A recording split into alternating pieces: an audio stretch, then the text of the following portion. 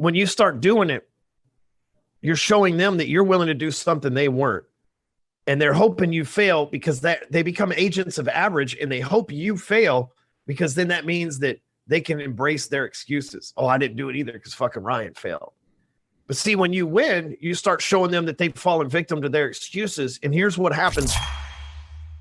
I got to ask, how important has mindset been to your success? And what advice do you have for the listeners who want to overcome their limiting beliefs, or as you call it, imposter syndrome? Well, I think the number one thing you can invest in is yourself. And Warren Buffett says it best. He says, you can't tax it and you can't take it away, right? It's like really the only fucking thing they can't tax or take away from you is personal development, you know. But for me, I've invested millions of dollars into my mindset, like probably the equivalent of what the government invests in Navy SEALs. I have spent it on personal development, getting better at sales, getting better at running an organization. I'm never too good to learn. Like I have talked to a couple guys the other week, and they're light years behind me. And they asked me for some advice, said, hey man, you should join our program. It's like, I'm not really looking for a coach or anything like that. I just needed some quick help. You know what I mean? Like I'll never be that fucking guy. If you're light years ahead of me and you offer me an opportunity to learn from you, I'm probably going to buy that shit. But here's why I'm going to buy that shit. Because if I spend 20, 30, 50 grand on something, I'm going to get my goddamn money back. I believe in myself. Most people don't believe in themselves, you know? And that's where the mindset thing comes in. You know, I've hired all the best coaches out there. And I can tell you, the way you think about things has to change if you're going to do more than the generation before. And what I mean is, like, my parents, most likely the people that are listening to this, their parents weren't rich. My parents weren't rich. So my parents would say things like, money doesn't grow on trees. You know, you start your own business, but it's not as fucking glorious as it looks. You know, oh, that's risky shit. You should just get a job. You know, in my case, they were like, you should graduate school. I'm like, fuck school. Right. But like, we have these people, I call them agents of average, that are in our life that are trying to, I mean, think there's so many people out here listen to this show right now. And if this is you, just when you hear this, go, this fucking, he's talking to me. Like, you came up with this idea, right, for maybe a product or a business or something. And you went and told somebody that you trust and love, a friend, a wife, a mom, a dad, an uncle, and they told you that it was fucking sketchy and scary and you should play it safe and stick to your job and be thankful for the little that you have right now. Right? Those people are agents of average. Okay. And what I mean by that is they're like working for what I call the force of average, which is basically the algorithm that runs this planet. Right. So I had to change my whole thinking to be able to get this concept for you guys. But this force of average, it works like this. For every action, there's an equal and opposite reaction. So for many of you, you have a good month and you make a bunch of money in sales or on your business. Then you have a series of 2 or 3 shitty months where you're trying to fulfill orders. And then you turn around and you're like, oh, fuck, man, I spent all my time fulfilling orders that I didn't sell anymore. And now I'm fucking don't have any money coming in, right? We fucking, the cycle of self-sabotage over and over again. Well, that's because on the track to greatness, there's going to be the force of average trying to distract you. Its weapon is distraction. And it starts at an early age. It starts telling us we're easily distracted when we're in kindergarten. The teacher's like, he can't sit still or be quiet. Well, bitch, a closed mouth goes unfed, motherfucker. What do you want him to be quiet for? You want to, he's in kindergarten. He should be learning to communicate. You should be encouraging that shit. You know what I mean? But that's what teachers do. You know, teachers tell me the other day, your son's always making everybody laugh. Well, bitch, the fucking class must be boring then. You know what I'm saying? Like, what the fuck I'm supposed to tell him? Hey, you're naturally a God-given, funny comedian type of person. Like, stop that shit. What the you know what I'm saying? But I'm not an agent of average, but the teacher is. And this is in private school, right? And they did the same shit to me, right? Ain't a fucking teacher in the country, probably not even a collegiate fucking professor that makes what I make. Right. And they told me my whole life, sit down, shut up. You got to quit being a distraction, quit trying to get attention. Fuck, that's everything you fucking need today in order to fucking make it as a business owner. Right. So back to the point, you're going to be filled with these agents of average your whole life. Your parents, your friends from the hood that you grew up in, the teachers from the schools you came up with. They're all going to tell you to live this comfortable, average life. Matter of fact, most people, when they raise kids, they say, we're raising them to just be productive citizens of society. Right. Who the fuck wants to raise a product? I'm raising little fucking legends. That's what I'm doing. My kids are going to grow up. They're going to take over your little fucking productive citizens fucking marketplace. And they're going to run that shit and probably employ them because that's what I'm speaking into my kids. That's what I'm talking to them because I'm not a fucking agent of average. Right.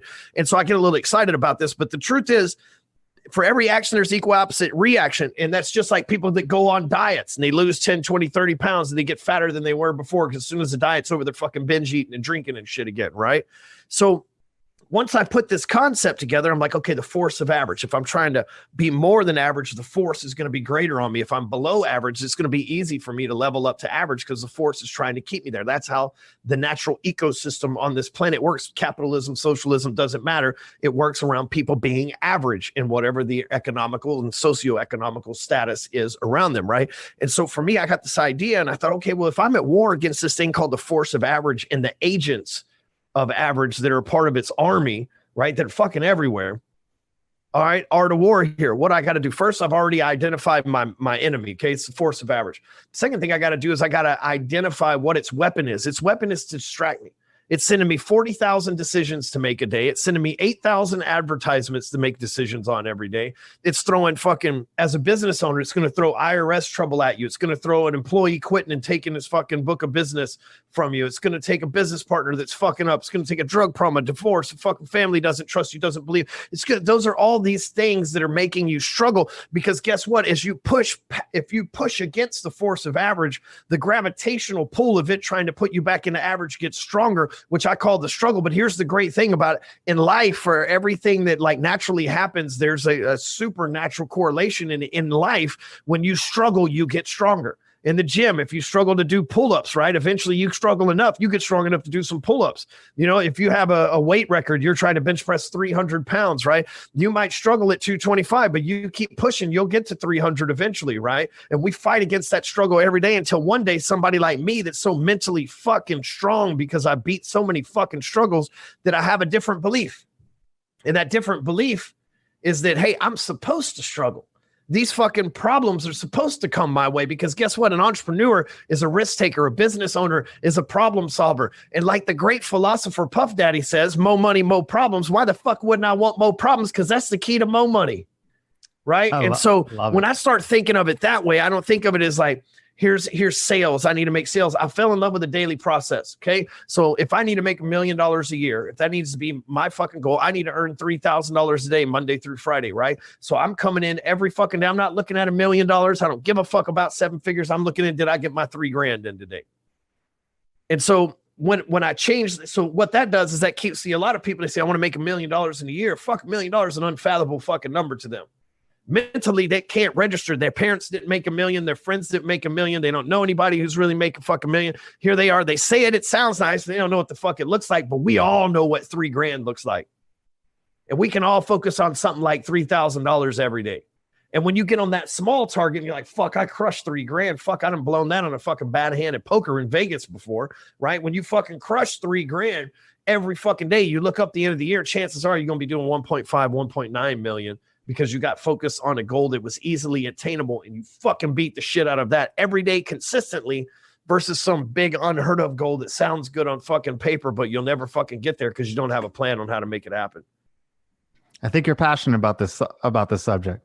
A little bit, man. You know, I don't know where all this energy came from. I felt really tired before we got started, but you can kind of tell. I'm going to get you rolling, I promise.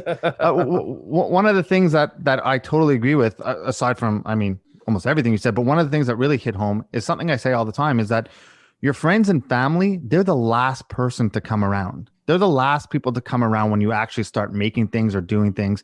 And whether it's their agents of average or they've known you the longest, so they can't see you in a different light. So your change contradicts their vision of who you are.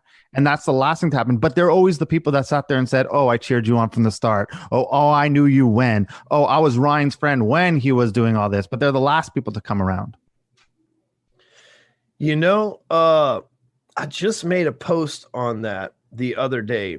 And here's the funny thing about that is, in the beginning, I'm trying to see if it's on here real quick. I don't know how many days ago, but like, oh yeah, here we go.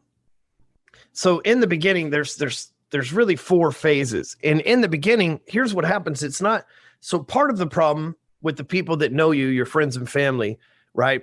First of all, they don't know anybody who's ever done what you're saying to do. So they doubt that you can do it too.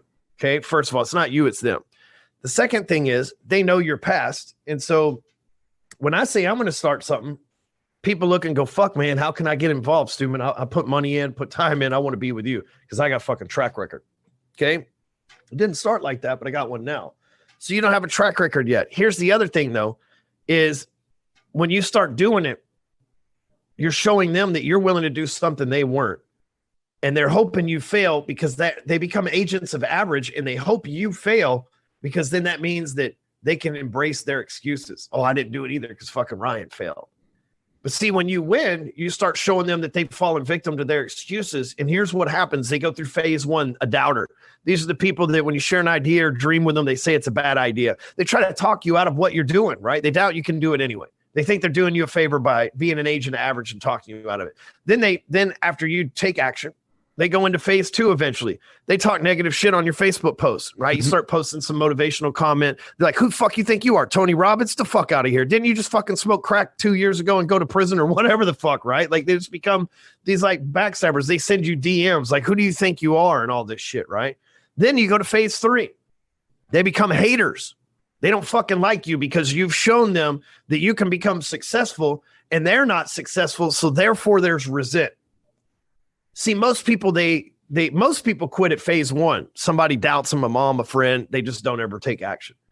A lot of people quit at stage two, right? The few of their friends say, who the fuck do you think you are? What are you doing here? This is not you. And they fall up.